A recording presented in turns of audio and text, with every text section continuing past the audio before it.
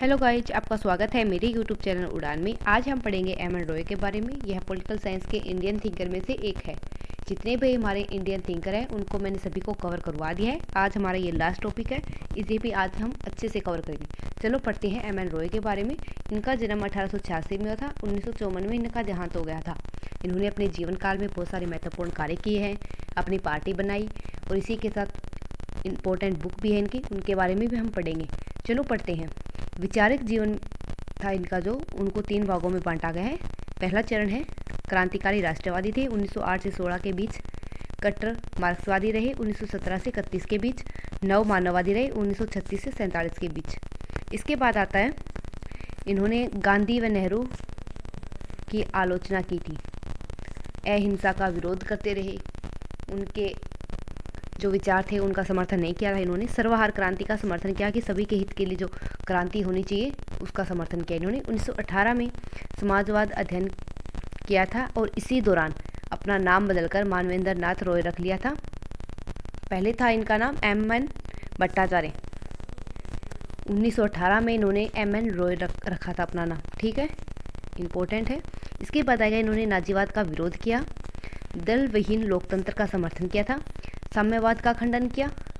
राजनीतिक व्यवस्था के इन्होंने 3 पॉइंट बताए हैं कि क्या क्या व्यवस्था में क्या क्या गुण होने चाहिए। वो है स्वतंत्रता, तर्क होना चाहिए, नैतिकता, ठीक है, कि जो शासक होता है, जो भी लोग हैं उनके बीच तर्क होना चाहिए, नैतिकता भी होनी चाहिए, स्वतंत्रता होनी चाहिए, ठीक है।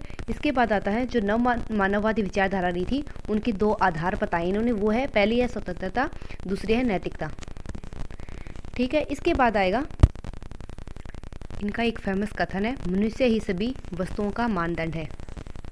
यहाँ से ऐसे क्वेश्चन बन सकता है कि मनुष्य ही सभी वस्तुओं का मानदंड है, ये विचार किसने दिया? तो ये एम एन रॉय ने दिया था। इसके बाद हम पढ़ेंगे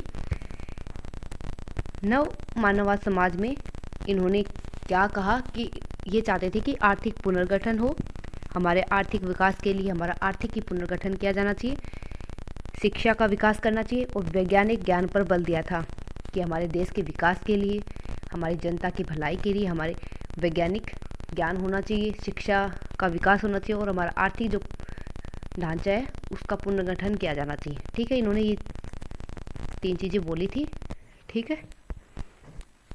इसके बाद आता है 1939 में भारतीय कांग्रेस के अंदर ही उन्होंने उग्र कांग्रेस संघ की स्थापना की थी।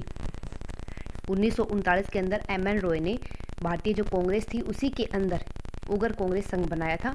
1940 में रेडिकल डेमोक्रेटिक पार्टी की स्थापना की थी और 1948 में ये खत्म हो गई थी, ठीक है। इसके बाद आएगा भारतीय स्वाधीनता का अग्रदूत। 1922 में इन्होंने ये पत्रिका लिखी थी।